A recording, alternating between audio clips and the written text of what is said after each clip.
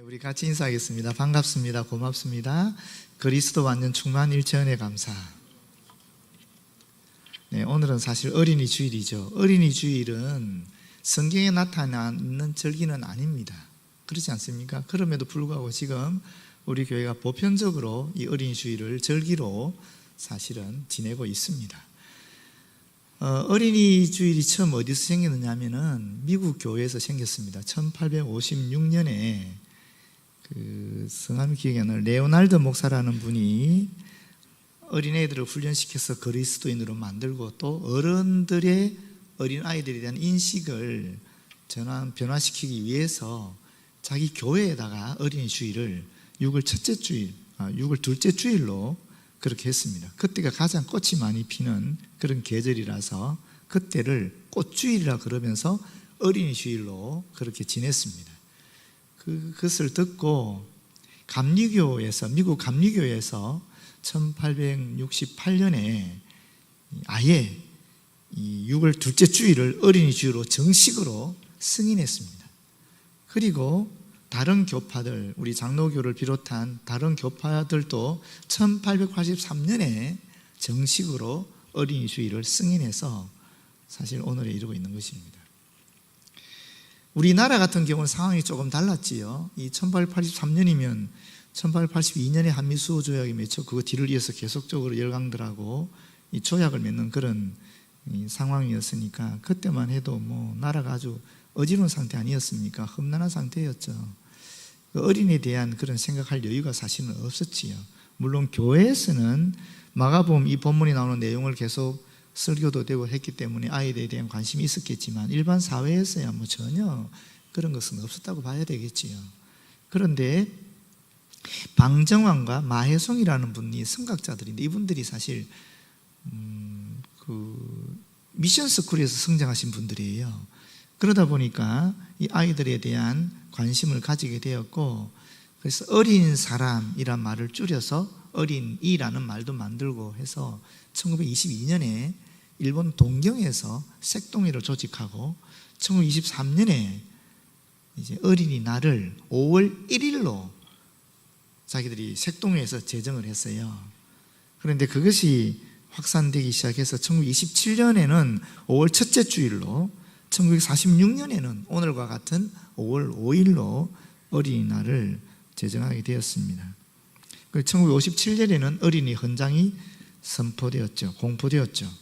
우리나라 교회들은 초창기에는 미국 교회 영향을 받아서 6월 둘째 주일, 꽃주일로 어린이 주일을 드리다가 1956년부터 5월 첫째 주일을 어린이 주일로 드리면서 오늘에 이르고 있습니다.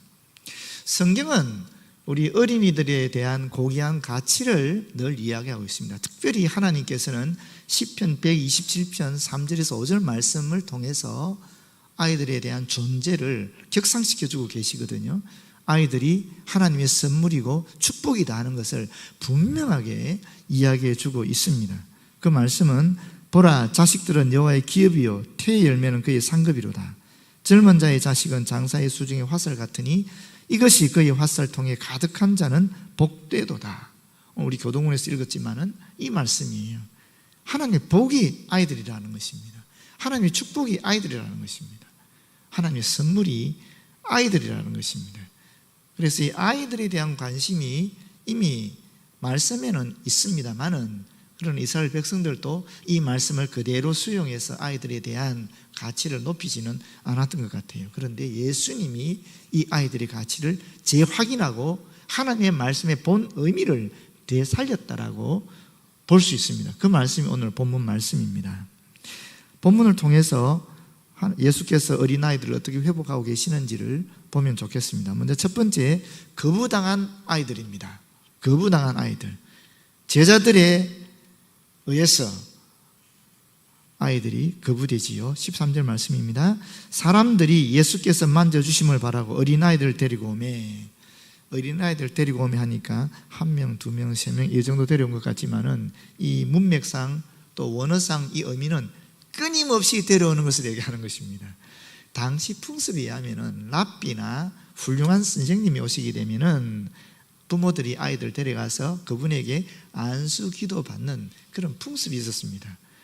그렇게 하면 이 아이들이 그 안수해 주시는 분처럼 훌륭한 분이 된다라는 그런 바람이 있었겠지요.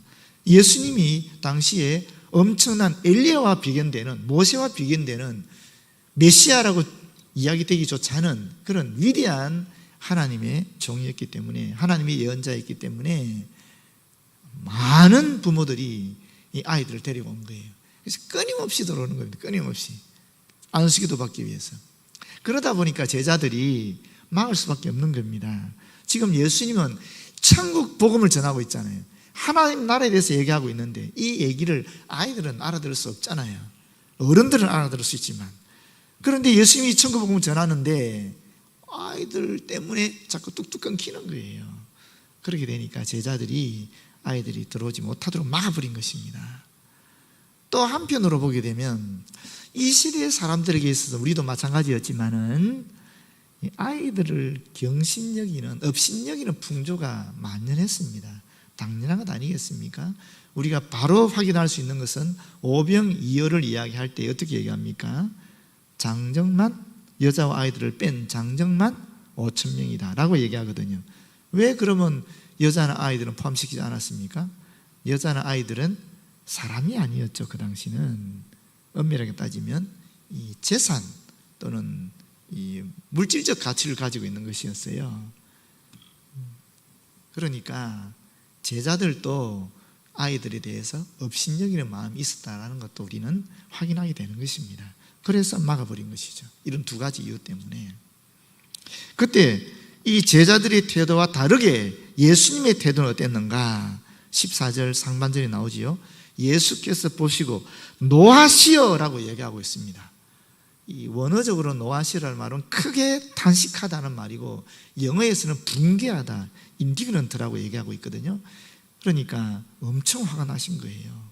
그러면서 한편으로는 또 이 제자들의 영적인 상태를 보고 매우 서운해하시고 또 탄식했다, 안타까웠다라는 것을 볼 수 있습니다. 왜 그런가 하면은 이 본문 말씀 읽기 전에 9장 33절에서 37절에 보게 되면 예수님의 제자들이 가버나움으로 오는데, 갈릴리를 통과해서 가버나움으로 오는데 그 길에서 논쟁했던 것이 있는 거예요. 그 논쟁의 주제가 뭐냐? 누가 크냐? 누가 가장 크냐? 누가 가장 높은 지위를 가질 것인가?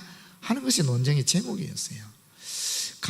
이 갈릴리 길을 통해서 가버나움까지 왔다는데 얼마만한 거리를 왔는지는 모르겠어요. 그런데 나사렛에서 가버나움까지 얼마 정도 걸리냐면 9시간 정도 걸리거든요. 걸어서. 그럼 엄청난 길을 걸어왔을 것인데 그 길에서 이 논쟁이 끊이지 않았고 가버나움에 도착했을 때까지도 논쟁이 끝나지 않았다라는 거예요. 누가 크냐? 누가 가장 예수님의 사랑을 받고 있느냐?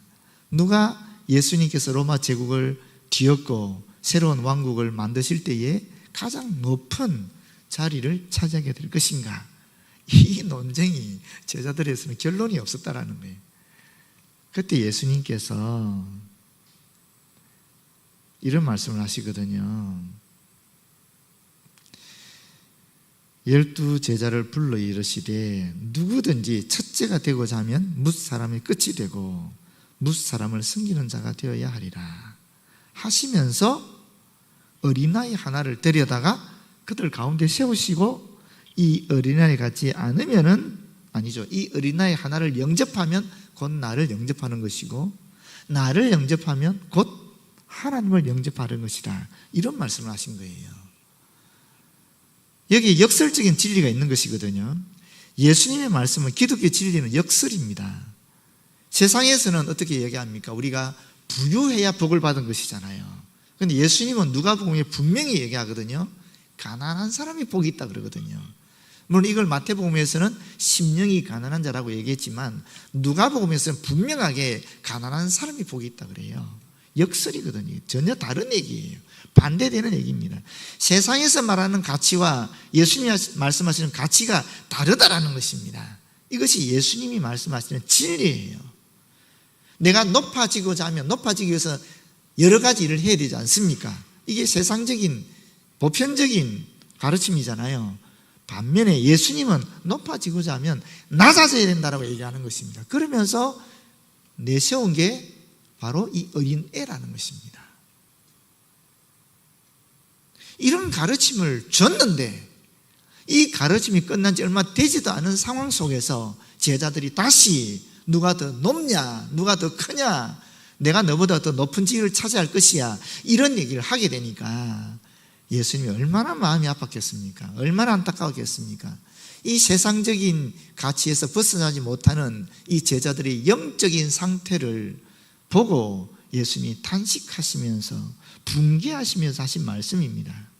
이 말씀이 바로 이 아이들 때문에 일어난 오늘의 본문의 말씀이라는 것입니다.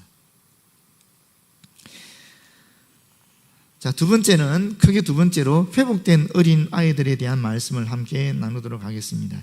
14절 하반절에 보시게 되면 이르시되 어린 아이들이 내게 오는 것을 용납하고 금하지 말라라고 말씀하고 있습니다. 예수님은 아이들을 용납했다라는 것입니다. 제자들은 아이들을 거부했는데 예수님은 아이들을 용납해 줬다라는 것입니다. 예수님은 아이들을 인격적으로 존중해 줬다라는 것입니다. 그들의 미래의 가치에 대해서 뿐 아니라 지금 현재 가치 그대로 인정해 줬다라는 것입니다. 받아줬다라는 것입니다. 이것이 중요한 것입니다. 지금 아이들은 약한 존재입니다. 이 사회에 크게 기여하는 것도 없는 존재일 수도 있습니다. 오히려 수많은 에너지를 가정적으로나 부모로서나 또는 이 국가나 사회적으로 사실은 소모시키고 있는 그런 존재일 수 있다는 것입니다. 지금도 그렇습니다. 지금 본문에서도 예수님은 하나님의 복음을 전하고 있는 것입니다. 아이들 때문에 이 복음을 전하는 사역이 멈춰지는 것입니다. 이것은 굉장한 단죄를 두는 것이고 에너지의 낭비를 주는 것입니다. 그렇지 않습니까? 그럼에도 불구하고 예수님은 지금 그 현재 가치 그대로 아이들을 받아주고 있는 것입니다. 아이들의 존재 자체를 인정해주고 있는 것입니다. 미래에 이 아이들이 우리를 이끌어갈 것이다, 우리 나라를 이런 개념이 아닙니다. 지금 현재 약한 모습 그대로 이 아이들을 용납해주고 있는 것입니다.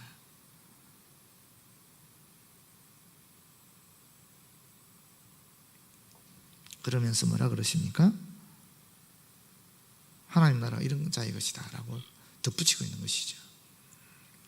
근데 여러분, 지금 우리가 여기서 말하는 이 용납을 마가복음 9장에 나오는 내용과 연결해 보면 사실은 아이들을 받아들이는 것이거든요. 영접하는 거거든요.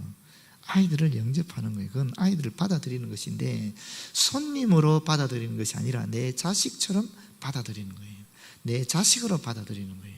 그렇게 될 때에 하나님께서 예수 그리스도를 받아들이는 것으로 인정해 주시고 동시에 하나님이 우리에게 받아들이시는 것으로 인정해 주신다는 얘기거든요.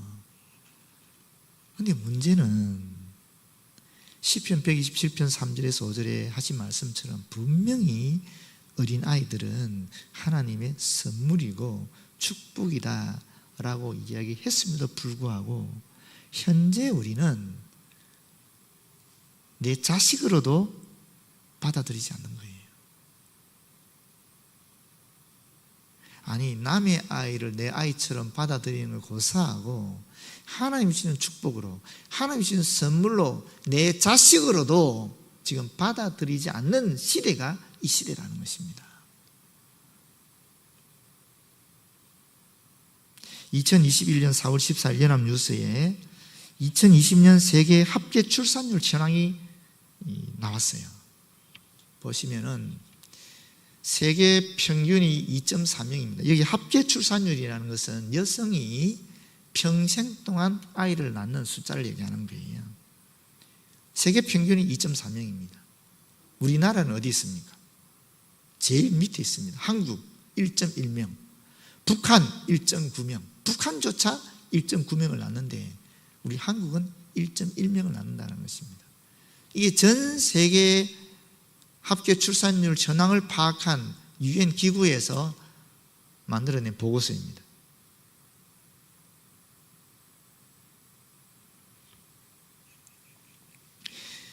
몇 개국을 조사했냐면 198개국을 조사했어요.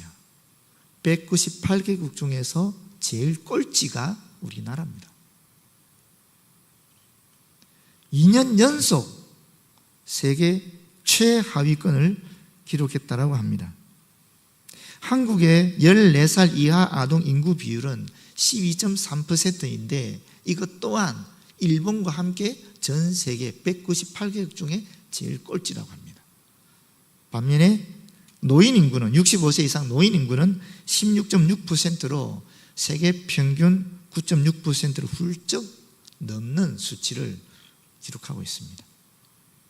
근데 여러분, 이거는 세계 유엔 기구에서 만들어낸 통계입니다.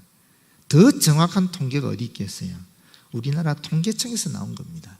더 세밀하게, 더 정확하게 2020년에 이 합계 출산율이 나와 있는데, 이것도 2020년 8월 26일자 연합뉴스에 보게 되면 통계청이 발표한 2019년 출생통계라는 기사를 보게 되면 2019년 합계 출산율은 0.92명입니다. 더 떨어져 있는 거죠, 사실은. 0.92명. 2018년 기준으로 해서 OECD 37개 국가 중에 합계 출산율 0명대는 우리나라가 유일하다. OECD 평균은 1.63명을 크게 밑도는 1.63명이래요. 우리나라는 0점대라는 거죠. 70년대만 해도 100만 명대였습니다. 출생아율이 숫자가 2002년에 40만 명대, 2017년에 30만 명대, 그리고 2019년에는 30만 2,700명. 아마도 조만간 곧 20만 명대로 떨어지게 될 것입니다. 평균 출산 연령은 33세라고 합니다. 자, 어떻게 될 것 같습니까? 이렇게 되면 2009년에 한국경제신문에 칼럼이 하나 났어요. 그 칼럼의 제목이 뭐냐면은 한국인이 사라진다 하는 칼럼입니다. 한국인이 사라진다. 여러분, 상상이 됩니까? 우리 민족, 한국 인종 자체가 이 지구 땅에서 사라진다라는 것이 상상이 되는 얘기입니까? 그런데 그런 칼럼이 있어요. 미국 고령화 협회의 설립자인 폴 휴이트 박사가 방한해서 강연을 했는데 그 내용이 이런 것입니다. 출생률이 오르지 않으면 2100년에는 한국 인구가 3분의 1 이하로 감소하고 2200년에는 140만 명에 불과할 것입니다. 인구 감소는 한국인의 존재 자체를 위협하고 궁극적으로 지구상에서 소멸하는 결과를 초래할지도 모릅니다 라고 경고했어요. 그리고 유엔 미래 포럼은 2800년 무렵이면 마지막 한국인이 사망하게 될 것이다 라고 내다봤습니다. 그런데 2009년이 10년 지난 2018년에 노년신문에서 이런 기사를 하나 냈어요. 영국 옥스퍼드대 미래과학자가 연구한 결과인데, 서기 2300년대 중반에 이르면 한민족은 보호종족, 소수민족으로 전락하고 대한민국은 지구상에서 사라질 것이다. 한반도에는 중국과 같은 인구 규모가 큰 민족이 지배하는 다른 나라가 세워져 있을 것이다. 300년 이후에 이렇게 된다는 겁니다. 남의 얘기 같죠. 300년 이후니까. 우리가 상관이 없는 얘기 같지 않습니까? 그런데 한번 상상해 보십시오, 여러분. 부부가 결혼해서 부부가 되면 최소한 애를 둘은 낳아야 현상 유지가 될 거 아닙니까? 그렇잖아요. 두 사람이 결혼해서 둘은 낳아야 지금 인구가 계속 유지가 될 거 아닙니까? 그런데 우리 인구는 지금 한 명도 안 낳으니까 당연히 줄어들게 되어 있는 것이죠. 그런데 어떻게 되는가 하면은 2065년경에는 2065년이면 몇 년이 안 남았지요. 여러분들은 안 계실 수도 있겠지만 그때는 인구가 4,200만으로 반으로 줄고 노령 인구는 42.5%까지 증가해서 경제활동 인구가 급감한다는 것입니다. 정확하게 더 비교적으로 얘기하면 2050년에 우리나라 인구 구조는 완전히 역피라미드 형태가 되는데, 이렇게 되면 어떻게 되는가? 생산 가능 인구가 1.4명이 되고 생산력이 있는 인구가 1.4명인데 반면에 노인 1명을 그 생산 가능 인구가 떠받치게 되는 구조가 된다는 거예요. 그러면 생산적으로 활동할 수 있는 인구가 1.4명밖에 안 되는데 그 중에 1명은 노인을 섬겨야 되고, 그러면 2분의 1명이 겨우 이 생산활동에 참여할 수 있다는 거예요. 2050년이면 30년 후에 일어날 얘기입니다. 바로 우리 앞에 있는 것이죠.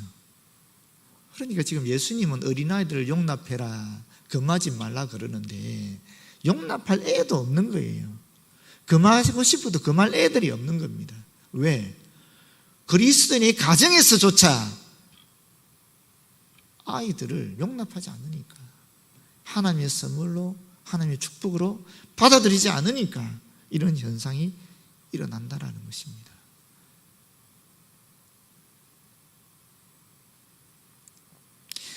오늘이 첫 번째 주일이거든요. 5월. 제가 5월 첫째 주일에는 항상 매월 첫째 주일에는 젊은 청년 예배, 오부 예배 설교를 제가 합니다. 그래서 오늘 이 부분을 좀 더 강하게 준비한 겁니다. 우리 청년들한테 얘기하려고. 근데 여러분 진짜 심각한 상황인 것입니다.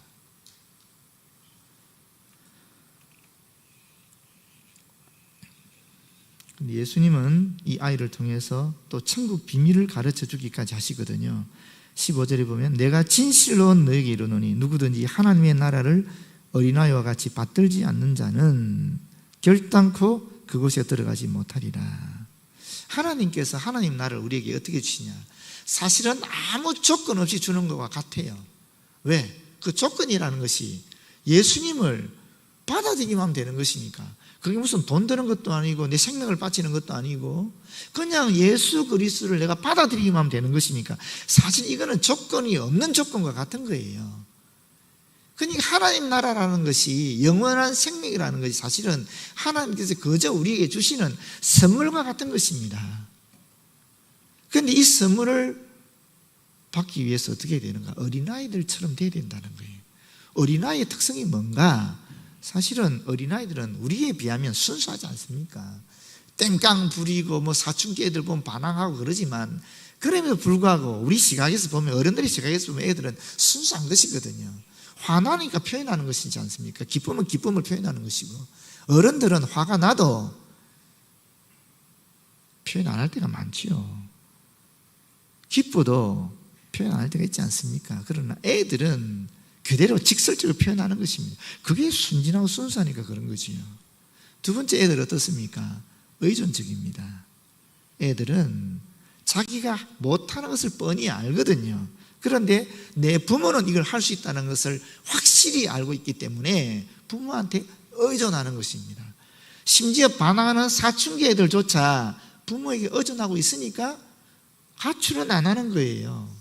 부모한테 대들면서 나가지는 안 해요. 의존한다는 거예요. 그리고 세 번째는 순종한다는 것입니다. 반항아들조차도 집 안에 있는 것은 순종하는 겁니다. 하물며 어린애들은 말할 필요가 없지요. 걔들은 어쨌거나 조금 땡깡 부릴 때는 있지만 그럼에도 불구하고 부모에게 순종하는 거예요. 이 세 가지가 아이들의 특색입니다. 순수성, 또 의존성, 그리고 마지막으로 이 뭡니까? 순간적으로 까먹었네. 이거죠, 이거. 순종적인 것이죠. 그런데 하나님 나라가 어떻게 주어지냐면은 나는 할 수 없어요 하면서 순진하게 하나님께 순종하는 그 사람들에게 하나님 나라가 선물로 주어진다는 거예요.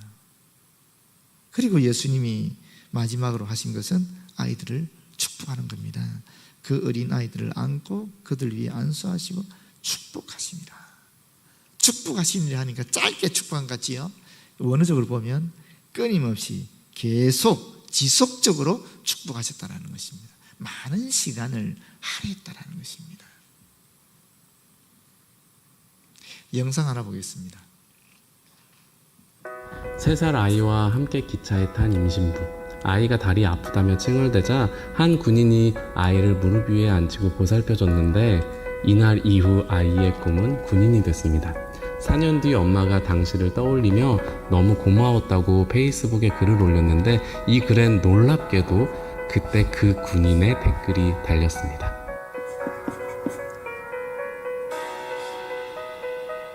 배에 아이를 품은 엄마는 3살배기 첫째와 함께 기차에 탔습니다.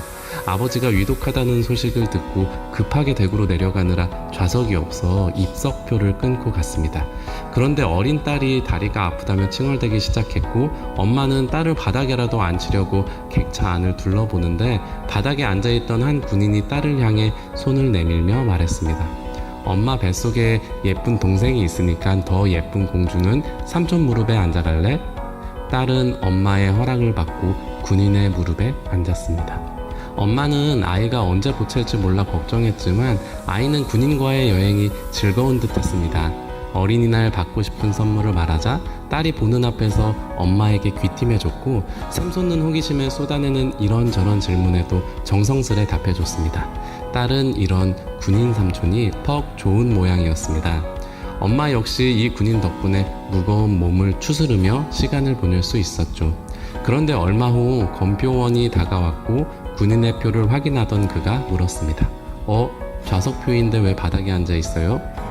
군인은 자리에 어르신이 앉아 계셔서 그렇다며 자신은 괜찮다고 쿨하게 대답했죠. 대구역에 도착했을 때 엄마는 군인에게 뭐라도 살해하고 싶어서 전화번호를 불렀지만 그가 한사코 사양해 그대로 헤어져야 했습니다. 그로부터 4년 반이 흐른 2019년 10월 17일 엄마는 어린이집에서 돌아온 딸에게 나중에 커서 무엇을 하고 싶은지 물어봤는데 딸의 대답은 군인이었습니다. 그때 4년 전 기차에서 만난 군인이 베풀었던 친절이 떠올랐죠. 명찰에 적혀있던 이름과 부대마크를 기억하고 있던 엄마는 페이스북 군대숲 페이지에 그날의 사연이 담긴 글을 올렸습니다. 지금이라도 작은 보답을 하고 싶다고, 그 군인을 찾고 싶다고 적었죠.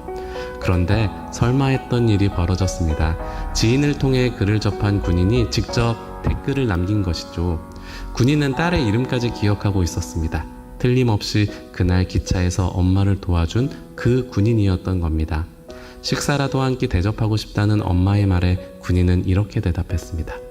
누구나 그 상황이었다면 다들 저와 같이 행동하였을 것이라 생각하고 특히나 군인 신분이라면 더욱더 당연하지 않았나 합니다.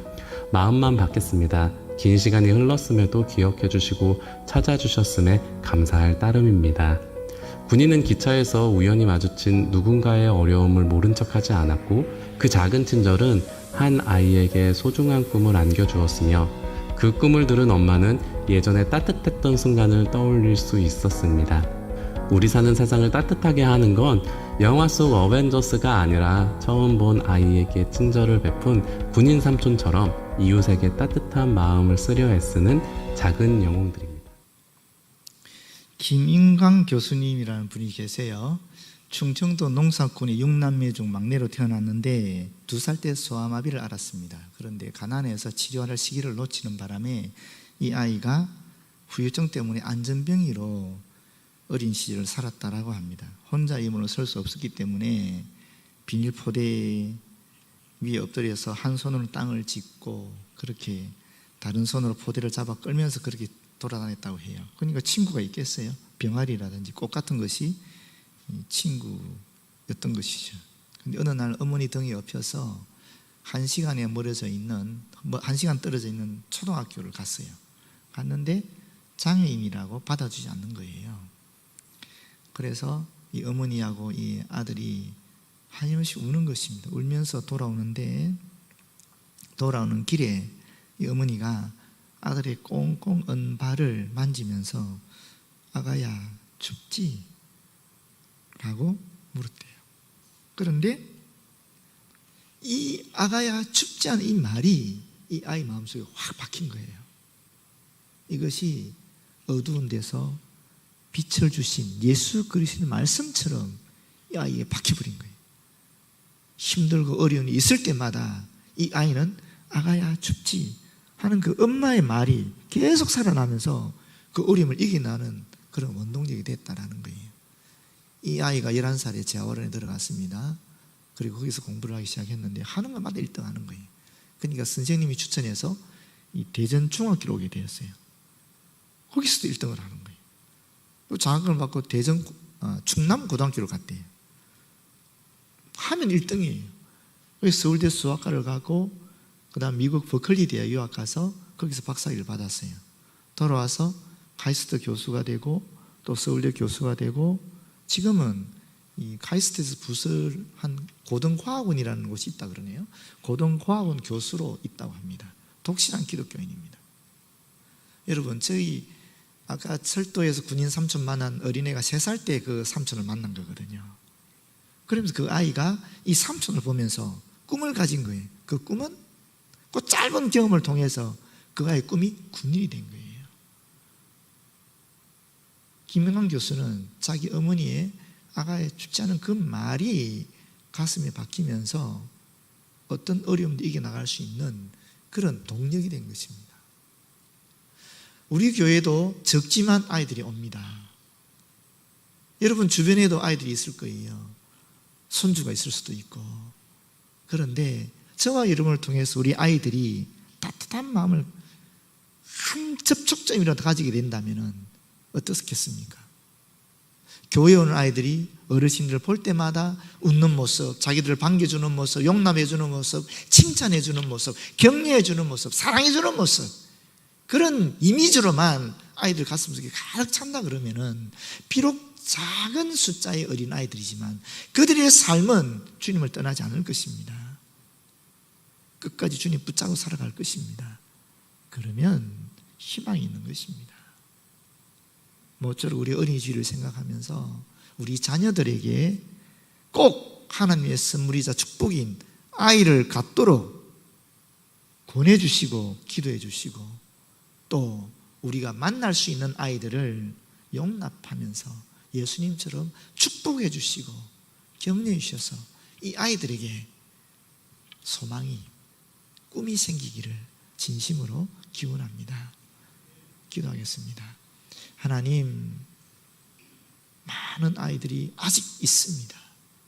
이 아이들에게 예수님처럼 다가가서 그들을 용납하고 끌어안고 기도해주고 축복해주고 따뜻한 감동을 심어줄 수 있도록 도와주셔서 그들이 저희를 통해 하나님을 만나고 주님을 만나고 꿈을 얻을 수 있도록 역사하여 주시옵소서. 예수님 이름으로 기도드립니다. 아멘.